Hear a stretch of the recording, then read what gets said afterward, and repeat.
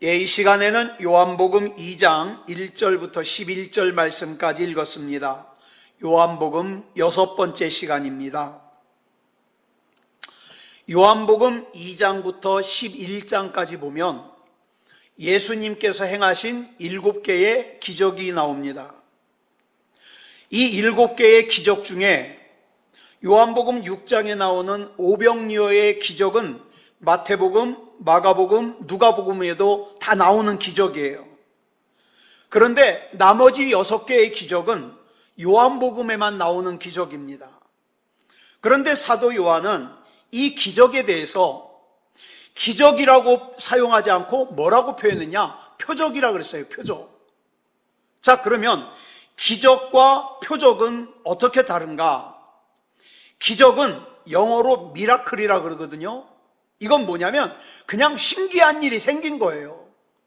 병든 사람이 낫고 죽은 사람이 살아나고 그 다음에 오병이어 조금의 떡과 물고기 몇 토막으로 막 수천 명이 먹고 기적이 일어난 거예요. 그래서 기적에 집중합니다.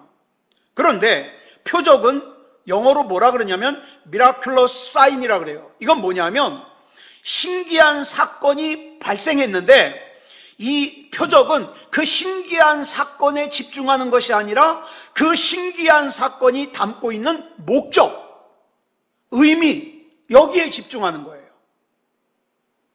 그러므로 오늘 본문에서 나오는 예수님께서 물로 포도주를 만드신 사건은 기적 자체가 중요한 것이 아니라 이 기적이 담고 있는 목적과 의미가 중요한 거예요.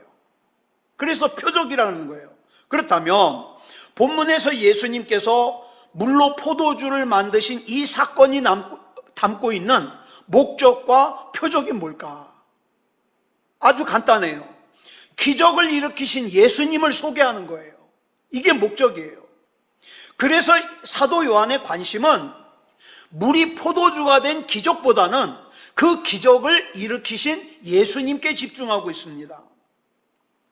그래서 요한복음을 보면 앞으로 계속 살펴보겠지만 예수님께서 행하신 기적을 통해서 예수님이 어떤 분이신가를 설명하고 있는 거예요. 이걸 요한복음 20장 30절로 31절을 보면 이렇게 설명하고 있습니다. 시작. 예수께서 제자들 앞에서 이 책에 기록되지 아니한 다른 표적도 많이 행하셨으나 오직 이것을 기록함은 너희로 예수께서 하나님의 아들 그리스도이심을 믿게 하려 함이요 또 너희로 믿고 그 이름을 힘입어 생명을 얻게 하려 함이니라. 그러므로 우리가 본문에 나오는 이 기적을 살펴보는 목적은 예수님께서 하나님의 아들 그리스도이심을 믿고 그 이름을 힘입어 생명을 얻는 것이 목적이에요. 물이 포도주가 되는 신기한 광경을 구경하는 게 아니에요. 자, 그러면 이걸 기본 전제로 해서 요한복음에 나오는 예수님의 첫 번째 기적인 우리 가나의 혼인잔치 사건을 우리가 잠깐 살펴보겠습니다. 오늘 이 본문을 묵상하면서 우리는 3가지를 질문을 해야 돼요. 그냥 읽을 것이 아니라 3가지 중요한 질문을 해야 됩니다. 그 3가지 질문이 뭐냐? 첫 번째 질문은 이 기적은 언제 일어났는가? 그 다음에 두 번째 질문은 이 기적은 어떤 사람들을 통하여 일어났는가? 그 다음에 세 번째 질문은 이 기적이 의미하는 것은 무엇인가? 이 3가지 질문이요. 자, 한 가지씩 살펴보겠습니다. 첫 번째 질문, 이 기적은 언제 일어났는가? 가나의 혼인잔치의 기적은 포도주가 부족할 때 일어났습니다.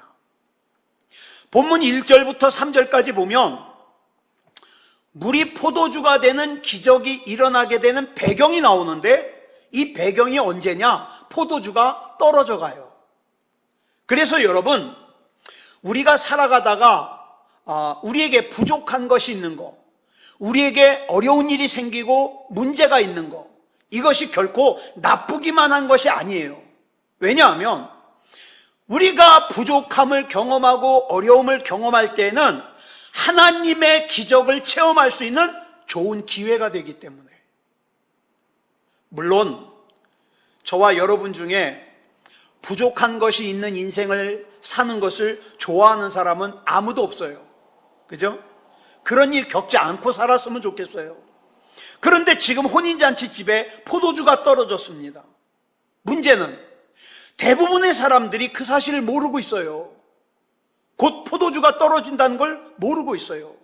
심지어는 이 혼인잔치를 주관하고 있는 연회장, 그러니까 우리 연회장 그러면은 그 파티하는 장소를 생각하기 쉬운데 그게 아니에요. 파티를 주관하는 사람이에요. 연회장. 이 파티를 주관하는 사람조차도 지금 포도주가 떨어져 간다는 사실을 몰라요. 여러분, 잘 들으세요. 우리의 비극은 나한테 부족한 것이 있는 게 부족이 아니에요.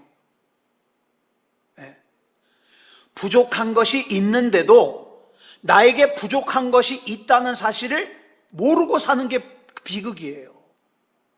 문제도 그래요. 문제가 있는 게 비극이 아니에요.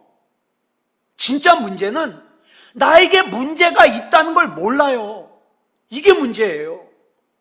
그 대표적인 예가 요한계시록에 나오는 아시아의 7교회 중에 하나인 라오디게아 교회예요. 요한계시록 3장 17절을 보면 예수님께서 이 라오디게아 교회를 향하여 이렇게 말씀하십니다. 시작.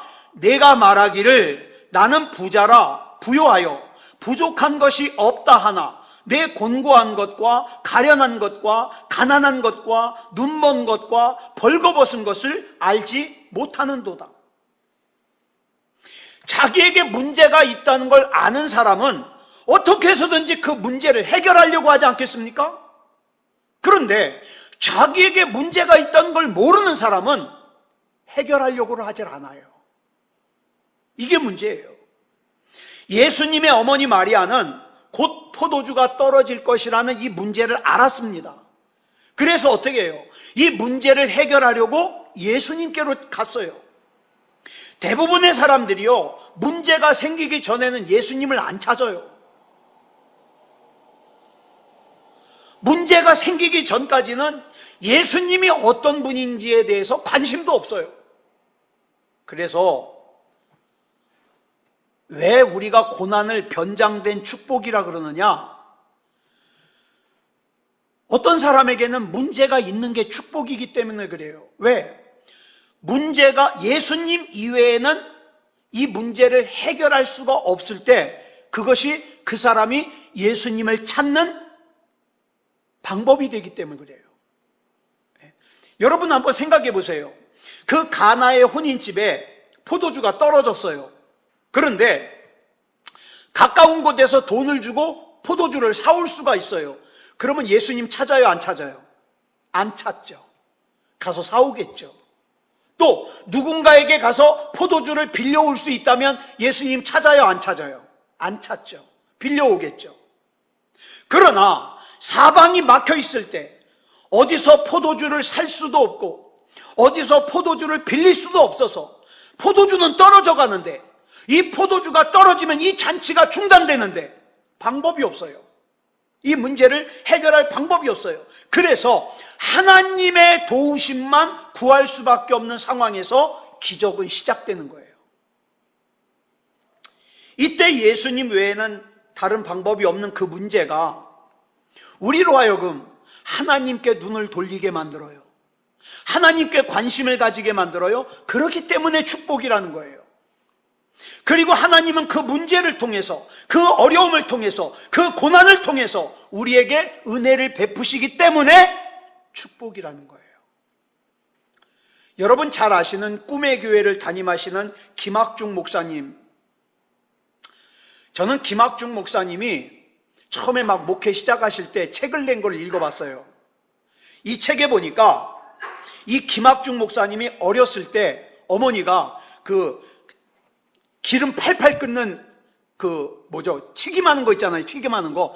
그걸 갖다가 뒤집어 써가지고 온몸이 다 화상을 입었어요. 그래가지고 집에서 신음하는 거예요. 끙끙 앓는 거예요. 그러다 돌아가셨어요. 그래서 김학중 목사님의 기억에 어린 시절의 추억은 뭐밖에 없느냐?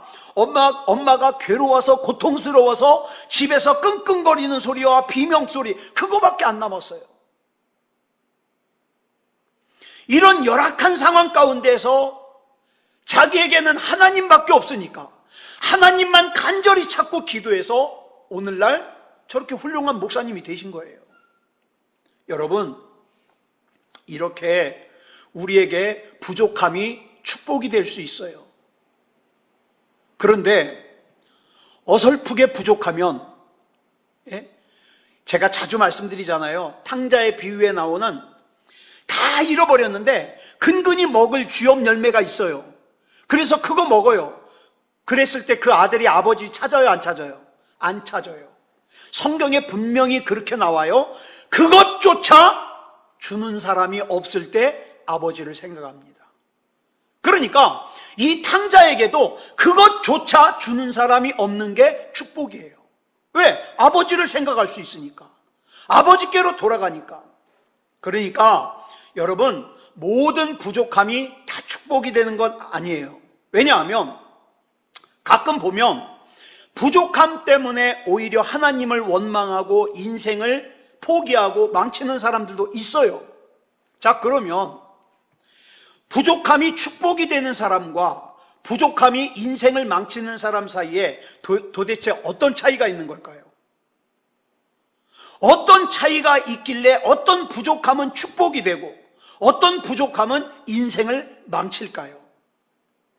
자, 예수님을 믿고 예수님을 신뢰하고 예수님을 전적으로 의지하는 사람에게 부족한 건 축복입니다. 축복이에요. 성경을 보면 성경은 기적의 책이에요. 보니까 홍해가 갈라져요. 하늘에서 만나가 내려요. 반석에서 생수가 쏟아져요. 요단강이 갈라져요. 여리고성이 이스라엘 백성들의 고함 소리에 무너져요. 예수님의 말씀 한마디에 나병 환자가 나서요. 38년 된 병자가 나서요. 죽은 나사로가 무덤에서 살아나와요. 기적투성이에요. 그런데 여러분, 성경을 읽다가 가만히 보니까 이런 수많은 기적들의 공통점이 있어요. 기적이 일어나기 위해서는 꼭 뭐가 있어야 된다? 뭐가 있어야 된다?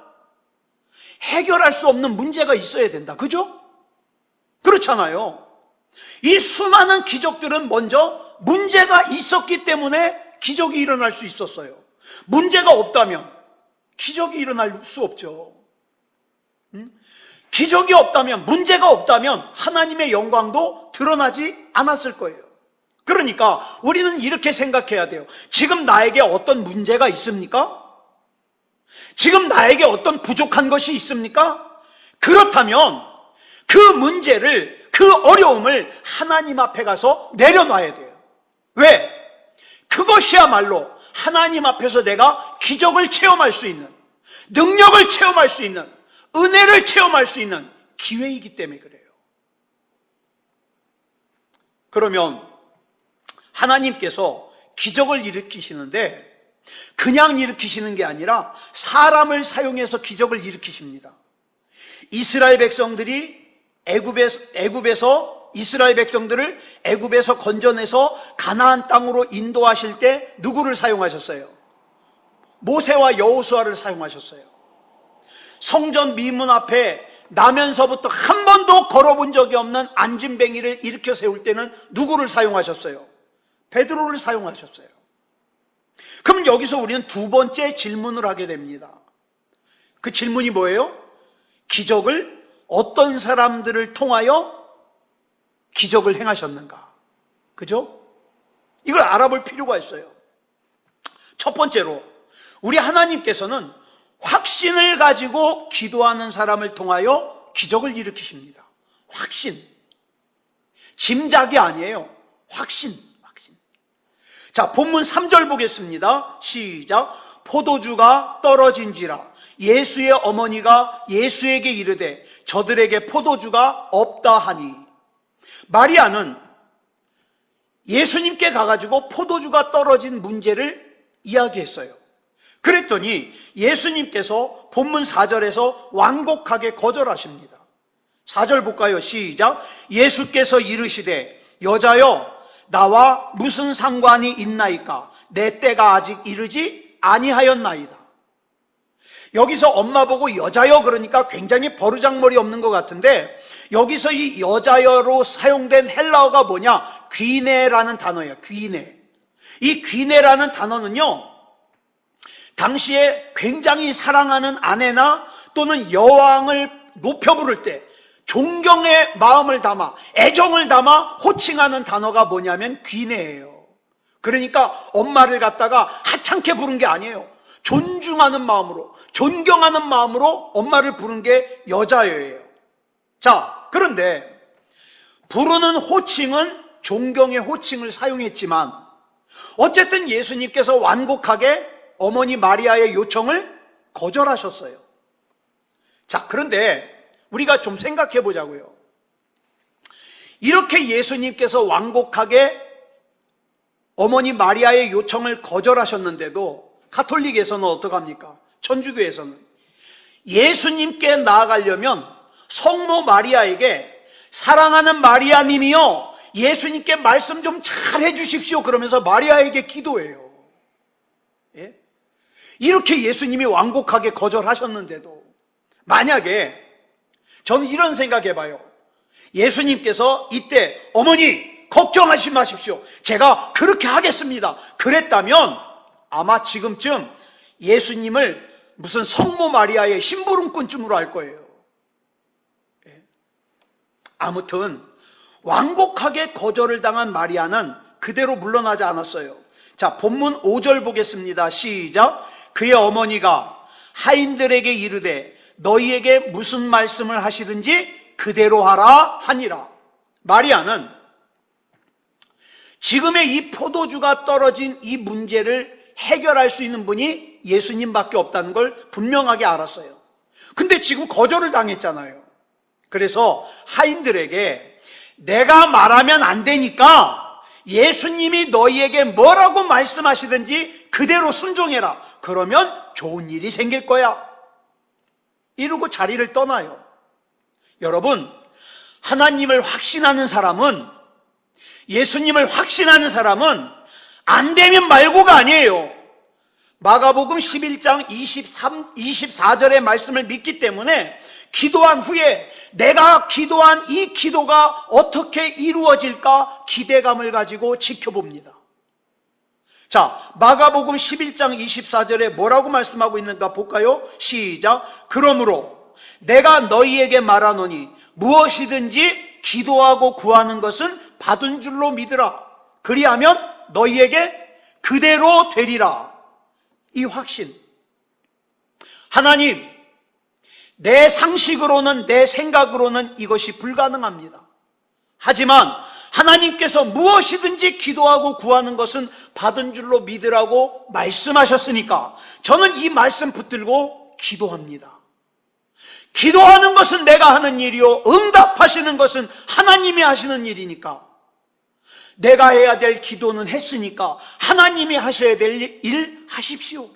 그러면서 기대하는 거예요. 기대하는 거. 이게 믿음이에요.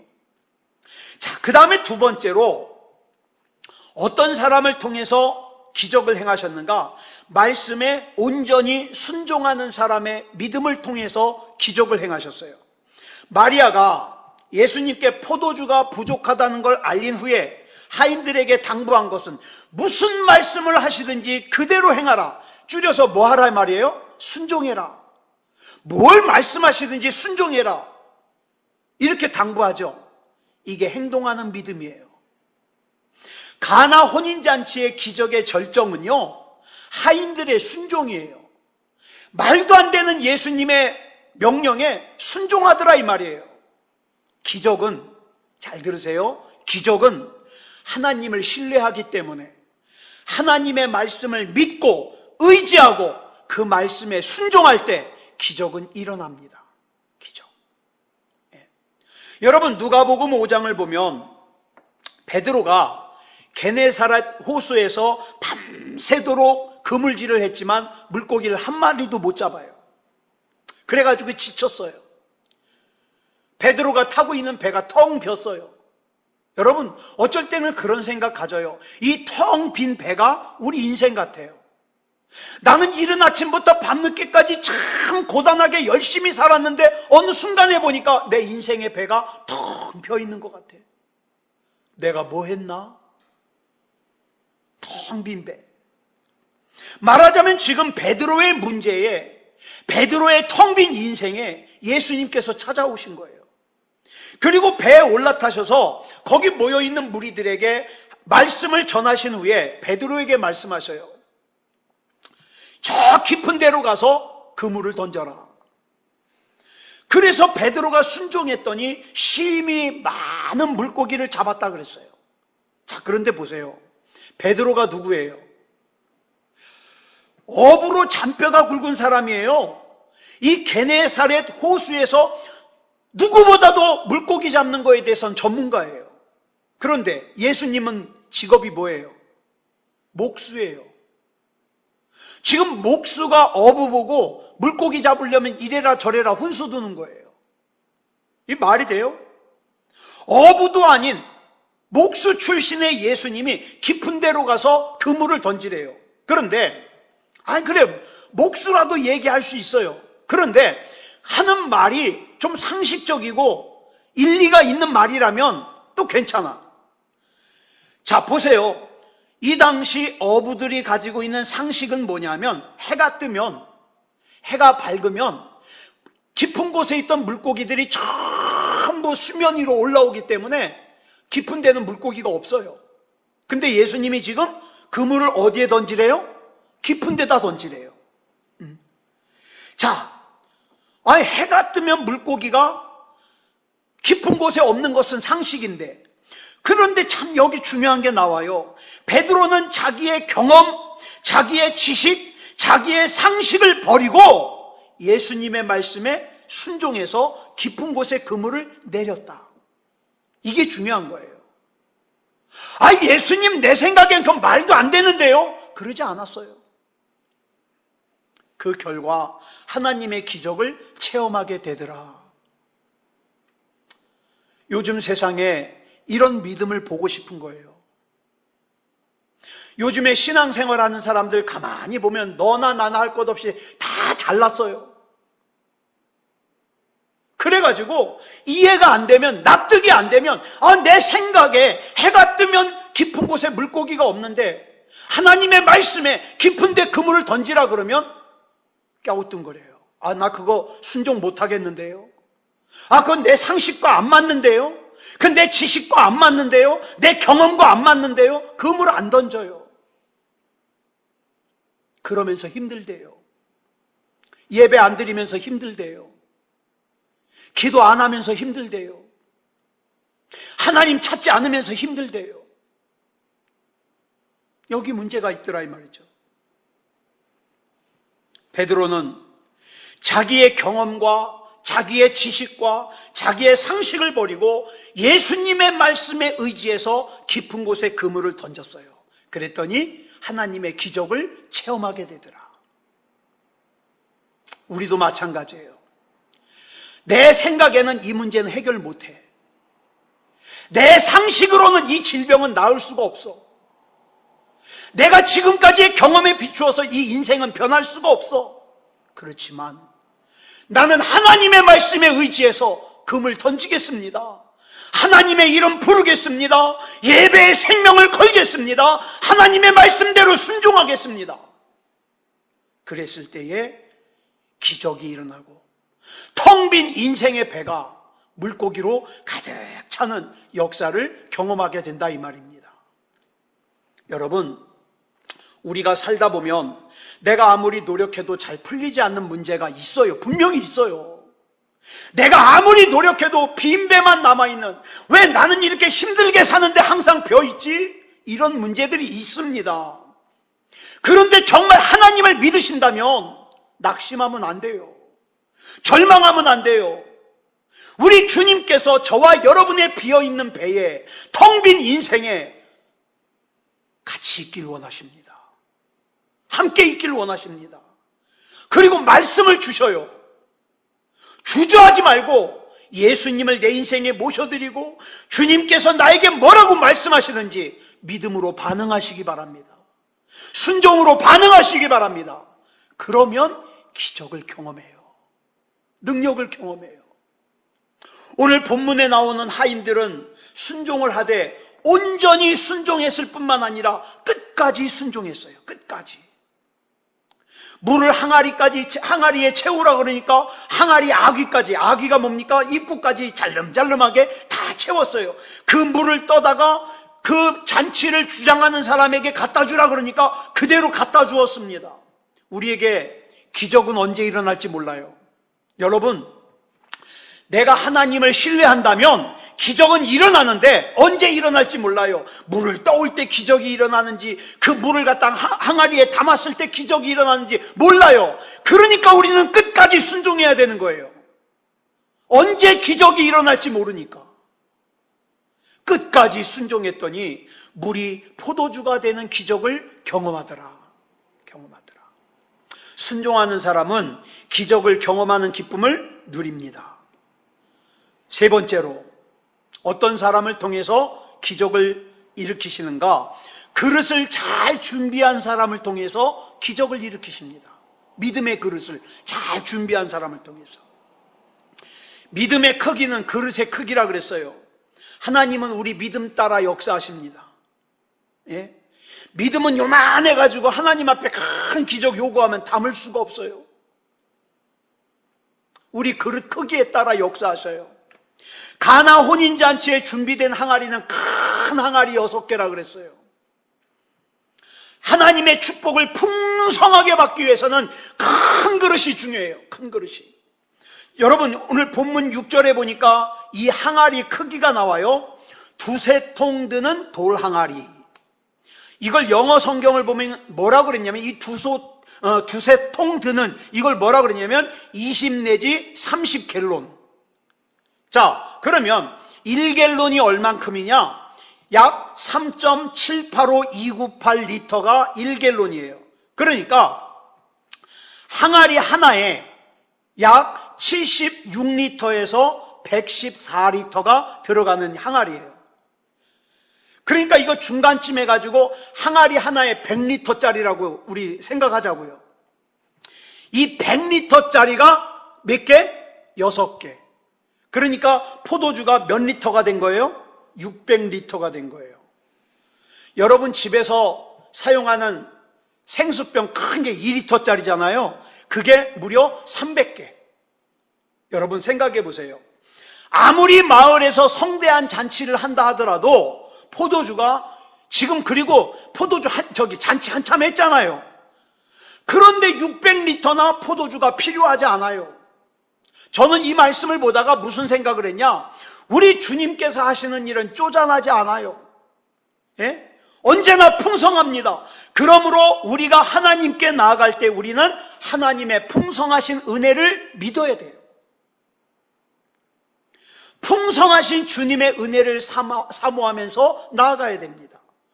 여러분, 우리 삶의 빈 항아리 가지고 가자고요. 그 믿음의 그릇을 크게 준비하자고요. 근데 여기 중요한 거 한 가지가 또 있습니다. 뭐냐?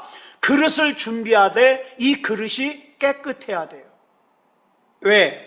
더러운 그릇은 우리 주님께서 쓰실 수가 없어요. 깨끗한 그릇. 내 마음속에 서운한 것도 제거하고, 미워하는 것도 제거하고, 누군가 원망하는 것도 제거하고, 다 제거해서 깨끗한 그릇 준비하는 거예요. 이런 사람들을 통해서 하나님이 기적을 행하신다. 그럼 마지막 질문. 이 기적이 의미하는 게 뭔가? 여러분, 예수님께서 행하신 이 첫 번째 기적인 물로 포도주를 만드는 이 사건은 중요한 의미를 몇 가지 가지고 담고 있어요.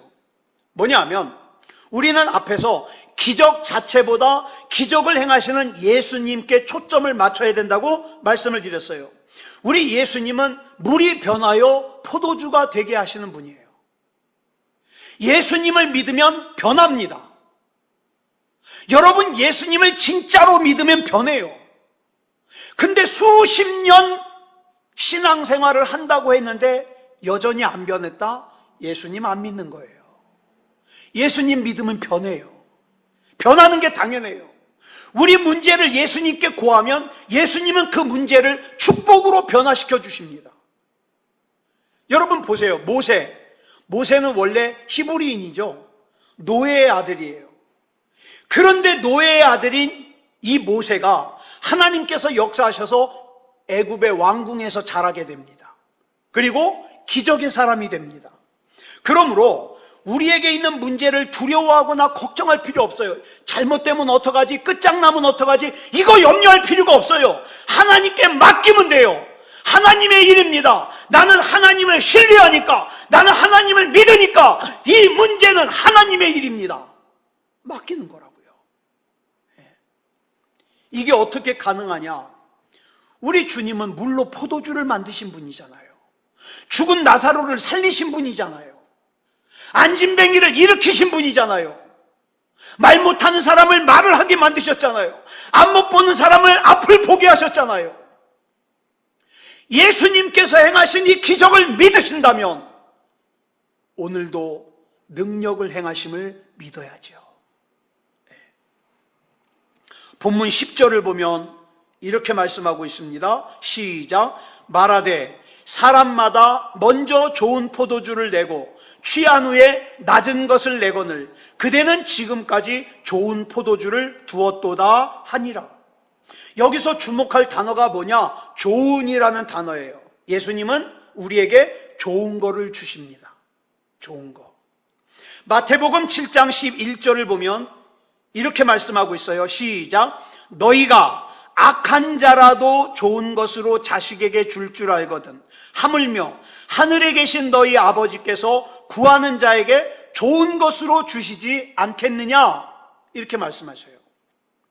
그러면 하나님께서 우리에게 주신 것 중에 가장 좋은 게 뭐냐? 예수님과 성령님이에요. 자, 볼까요? 마태복음 7장 11절의 내용을 똑같이 기록한 누가복음 11장 13절을 보면 이렇게 기록하고 있습니다. 시작. 너희가 악할지라도 좋은 것을 자식에게 줄 알거든 하물며 너희 하늘 아버지께서 구하는 자에게 성령을 주시지 않겠느냐 하시니라. 자, 아까 앞에서 마태복음 7장 11절에서는 너희 아버지께서 구하는 자에게 뭘? 좋은 것으로 주시지 않겠느냐. 누가복음 11장 13절에서는 너희 하늘 아버지께서 구하는 자에게 무엇을? 성령을 주시지 않겠느냐 하시니라. 그러니까 마태복음에서는 좋은 거라고 했던 것을 누가복음에서는 성령이라고 썼습니다. 그러니까 성령님은 하나님께서 우리에게 주신 것 중에 가장 좋은 선물이에요. 왜? 성령 충만해 본 사람들은 알아요. 성령 충만하면요, 기쁨이 충만해요. 성령 충만하면요, 능력이 충만해요. 이거보다 더 좋은 선물이 어디 있어요? 바울이 로마서 8장 32절에서 이렇게 확신하고 있습니다. 시작.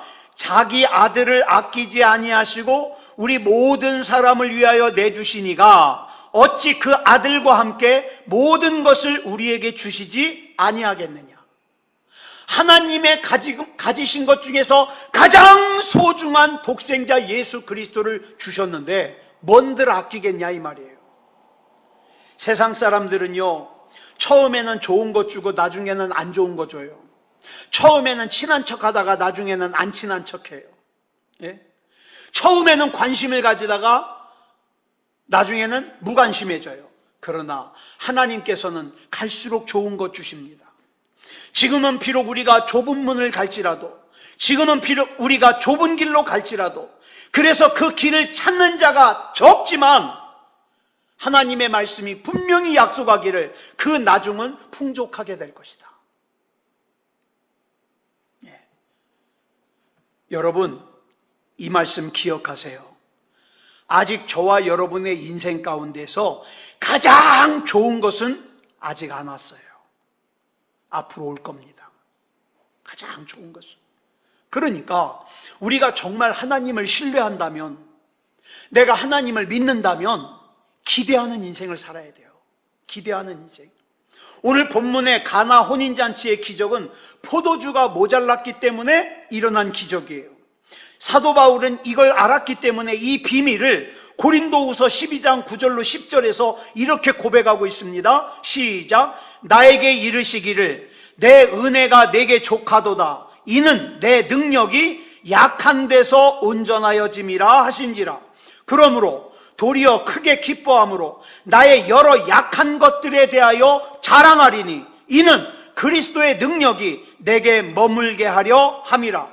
그러므로 내가 그리스도를 위하여 약한 것들과 능욕과 궁핍과 박해와 곤고를 기뻐하노니 이는 내가 약한 그때에 강함이라. 아멘. 그러니까 이걸 갖다가 한마디로 말하면 내가 약할 때 하나님의 기적이 일어난다 이 말이에요. 왜? 내가 약할 때 하나님 찾으니까. 내가 약할 때 하나님 앞에 구하니까. 네. 여러분, 세계적인 지휘자였던 이탈리아 출신의 아르투로 토스카니니라는 사람이 있어요. 토스카니니. 근데 이 사람이요, 눈이 굉장히 나빠요. 아주 심한 근시예요. 악보를 못 봐요, 연주할 때. 그래서 이 사람이 첼로 연주자인데 연주를 하려면 악보를 보고 연주를 해야 되는데 이게 안 보이니까 이 사람은 악보를 그냥 통째로 외워버려요. 연주를 하기 전에 다 외워버려요. 자, 그런데 어느 날 이 사람이 19살 때예요. 첼로 연주자인데 아이다라는 곡을 연주를 하는데 어느 날 이 연주를 하는데 지휘자가 쓰러져 버렸어요. 지휘자가. 그래가지고 다른 사람이 지휘를 해야 되는데 여러분, 지휘를 하려면 그 곡 전체를 다 외우고 있어야 되거든요. 그래서 곡 전체를 아이다를 외우고 있는 사람을 찾으니까 한 사람밖에 없어요. 누구? 토스카니니. 왜냐하면 자기 그 첼로 연주하려고 곡을 다 외웠거든요. 그래가지고 이 사람이 19살인데 어느 날 갑자기 지휘를 하게 생긴 거예요. 왜? 곡을 전부 외우는 사람이 이 사람밖에 없으니까. 그래가지고 이 사람이 처음 지휘를 했는데 이 지휘가 난리가 난 거예요. 그래서 당시 19살이었던 토스카니니는 이 연주회를 계기로 해서 아주 대단한 지휘자가 된 거예요. 그래서 이 사람 당시에 유명한 지휘자가 두 사람이 있는데 하나는 이 토스카니니, 또 하나는 이름도 참 외우기 힘들어. 프루트뱅글러. 이 두 사람이 유명한데 그 중에 하나가 토스카니니예요. 그러니까 이 사람은 악보가 잘 안 보이는 자기의 약점을 어떻게 했어요? 기회로 바꾼 사람이에요. 만약에 나는 악보도 잘 안 보이고 나는 음악가로서 끝났어? 그랬다면 아마 첼로 연주자도 못했을지 몰라요, 중간에. 그러나 자기가 안 보이니까 자기가 그 약점을 갖다가 극복하기 위해서 어떻게 해요? 그냥 악보를 전부 외워버렸더니 뭐가 됐어요? 기적이 일어나잖아요. 지휘자가 되잖아요. 이렇게 우리 약점을 강점으로 바꿔주시는 분이 누구냐? 하나님이에요. 내가 내 약점 때문에, 내 문제 때문에, 이 어려움 때문에 하나님이여 날 붙잡아 주시옵소서, 나는 하나님이 아니면 안 됩니다, 간절하게 기도했더니 기적을 경험하고 강점이 되는 거예요. 여러분, 삭개오 아시잖아요. 삭개오는 키가 작은 사람이었어요. 그래서 그 약점 때문에 뽕나무 위로 기어 올라갔더니 예수님을 만나게 되었어요. 사마리아 여인이 있어요. 이 사람은 5번 결혼했다가 5번 이혼했어요. 6번째 남자는 결혼도 안 하고 같이 동거 생활해요. 이 남자는 다른 여자의 남편이에요. 그래가지고 동네 사람들이 하도 손가락질하니까 이 팔레스타인 사람들은 낮 12시쯤 되면은 태양이 너무 뜨거워서 밖에 안 나가요. 그러니까 이 사람은 다른 사람들이 너무 뜨거워서 밖에 안 나오는 시간에 물 길러 가는 거예요. 그랬다가 우물가에서 예수님 만나잖아요. 예? 인생이 바뀌어요. 막달라 마리아라는 여자는 7 귀신이 들린 창녀예요. 그런데 이 약점 때문에 예수님을 만나고 고침받은 다음에 예수님의 발에 옥합을 부은 여인으로 성경에 기록되는 영광을 체험하게 되잖아요. 게다가 더 놀라운 게 뭔지 아세요? 이 막달라 마리아가 부활하신 예수님을 제일 처음 만나요. 이 놀라운 일이죠. 자, 말씀을 정리하겠습니다. 이 가나 혼인잔치의 결론이 뭐예요? 이제 결론을 내야 되잖아요. 결론이 뭐냐? 본문 11절에 결론이 나와요. 시작. 예수께서 이 첫 표적을 갈릴리 가나에서 행하여 그의 영광을 나타내심에 제자들이 그를 믿으니라. 이게 결론이에요. 제자들이 예수님을 믿는 거. 여기서 중요한 건 기적이 아니에요. 그 기적을 행하신 예수님을 제자들이 믿는 거예요. 주님을 전적으로 믿고 신뢰하는 믿음. 여러분, 이 믿음이 저와 여러분에게 있습니까? 주님을 전적으로 믿고 신뢰하는 믿음이 저와 여러분에게 있다면 그 다음 믿음의 그릇을 준비하시기 바랍니다. 예? 하나님께서 나에게 하신 말씀이 이해가 되지 않아도, 납득이 되지 않아도 그릇을 준비하세요. 하나님의 말씀에 순종하세요.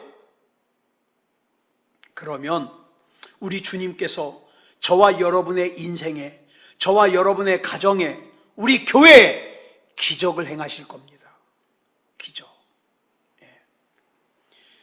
그래서 저와 여러분이 이 기적을 체험하면서 어떻게 해요?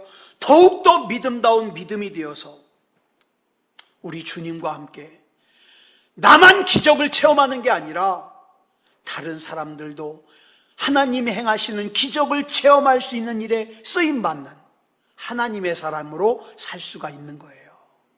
아무쪼록 이 밤에 기도하실 때에 이 문제가 해결된다 안 된다 내가 결정하지 마시고 나는 그냥 기도하는 거예요.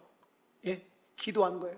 내 경험 내려놓고, 내 상식 내려놓고, 내 지식 내려놓고, 주님, 나는 주님이 아니면 안 됩니다. 주님이 책임져 주시옵소서. 주님이 고쳐 주시옵소서. 주님이 회복시켜 주시옵소서. 기도하는 이 밤이 되기를 그리스도 예수님의 이름으로 축복합니다. 기도하겠습니다. 사랑의 아버지 하나님, 감사합니다. 하나님의 은혜 가운데 이 시간 요한복음 2장 1절부터 11절의 말씀을 나누었습니다. 사랑의 아버지 하나님, 내 인생 가운데 어려운 일을 만난다는 것은 하나님께서 우리로 하여금 하나님의 능력을 경험하고 하나님이 행하시는 기적을 경험할 수 있는 기회를 주시는 것이니 우리는 하나님을 신뢰하며 믿음 가운데 기대하며 기다릴 수 있게 하여 주시옵소서. 사랑의 아버지 하나님, 우리가 살고 있는 이 세상은 지금 현재 믿음다운 믿음을 찾아보기 힘든 때가 되었습니다. 하나님, 그러나 끝까지 우리의 믿음이 믿음다운 믿음이게 하시고 하나님께서 찾으시는 믿음이게 하여 주셔서 하나님께서 사람을 사용하고자 하실 때 우리를 사용하여 주시옵소서. 사랑의 아버지 하나님, 이 밤에 부르짖어 기도할 때에 응답하시고 역사하시고 능력을 행하여 주시옵소서. 모든 것을 우리 주님 앞에 맡겨드리오며 그리스도 예수님의 이름으로 간절히 기도드려 싸움나이다. 아멘.